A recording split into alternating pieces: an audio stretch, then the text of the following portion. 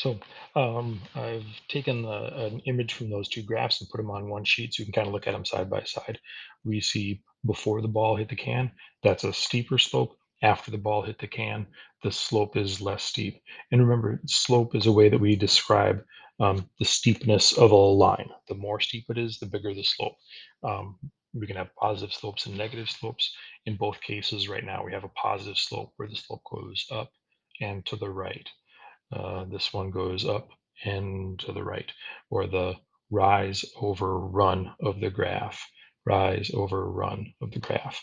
So we have a slope of 20,130 centimeters per second versus a slope of 12,470 centimeters per second. Um, so the looking at the units of measure, centimeters per second, that actually agrees with what the lab includes for information for us. The lab tells us that the slope is the velocity of the object.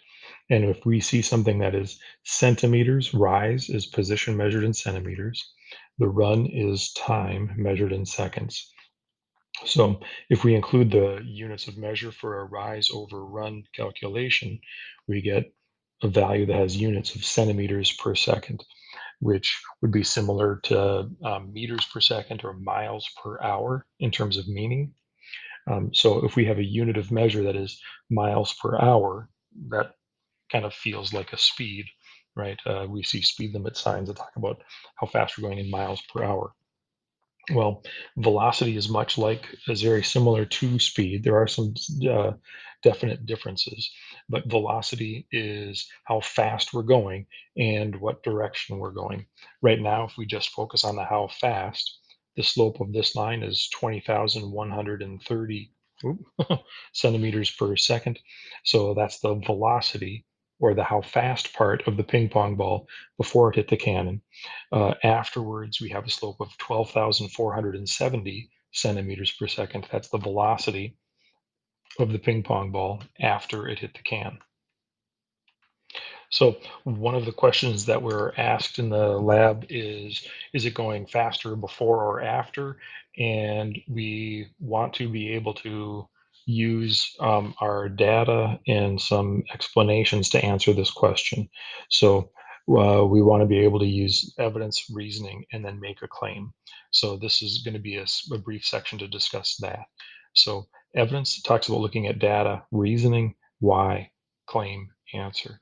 Now, our evidence for what we're doing, we should be able to answer that just looking at our data, not trying to analyze the video and make a claim or a reason or whatever based on what we feel should be. So we want to make an answer based on our data, and in this case, based on our numerical data.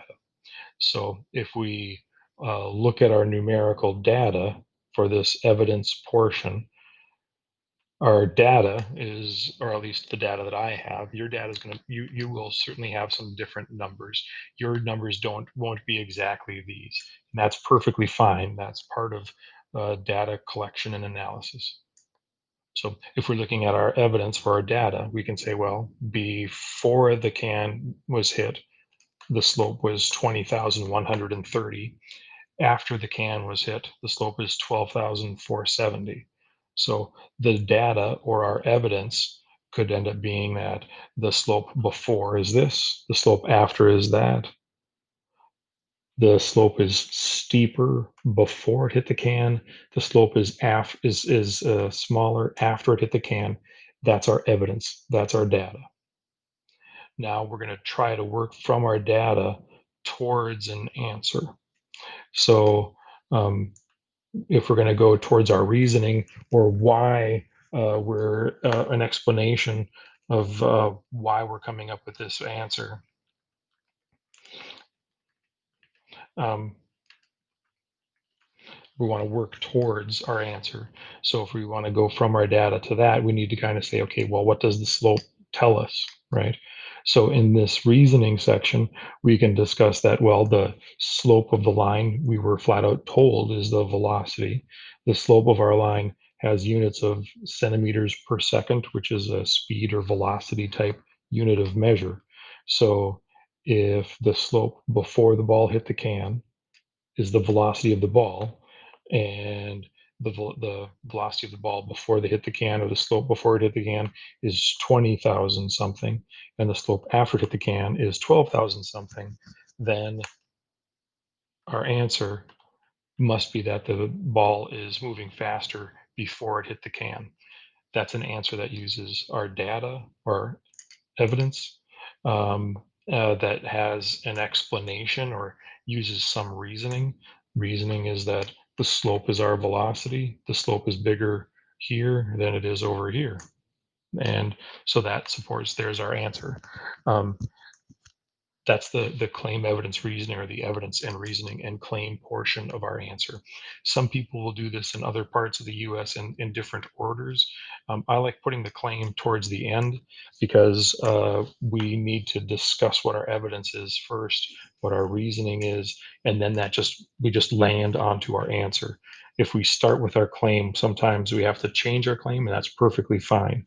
But when we're learning to do these things, um, it's best, I think, to end with that claim than to try to defend a claim. This is not about defending what we're doing. This isn't about trying to support some sort of an argument, what I'm, or a debate or a discussion.